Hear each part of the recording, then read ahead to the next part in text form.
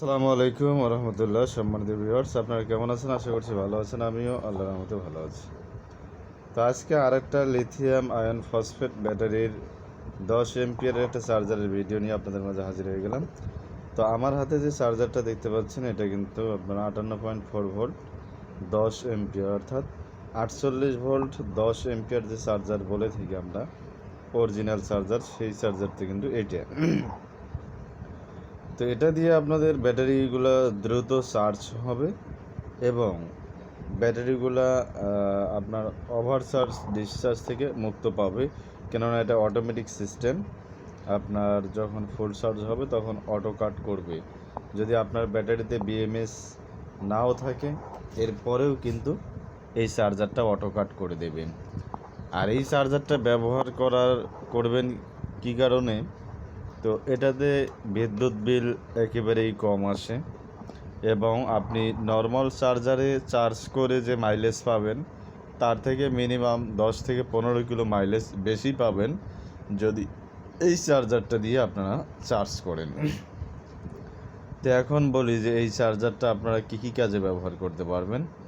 এটা আপনারা মূলত ইলেকট্রিক বাইক যেগুলো আছে, যেগুলোতে লিথিয়াম আয়ন ব্যাটারি বা ফসফেট ব্যাটারি ইউজ করা আছে, এগুলোতে লাগাতে পারবেন।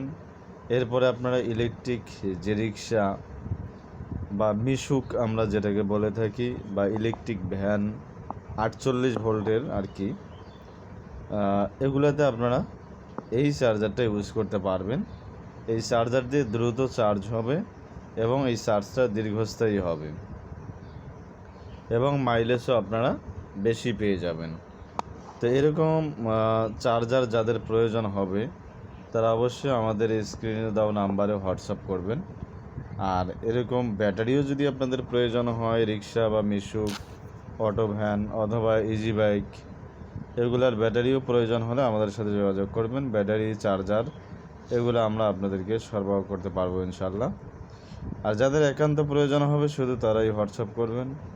অযথা নক করে আপনাদের মূল্যবান সময় নষ্ট না করার জন্য বারবার আমি আপনাদেরকে বলে থাকি। তো আজকের ভিডিওটা এই পর্যন্তই। 2 মিনিট 36 সেকেন্ড চলুক।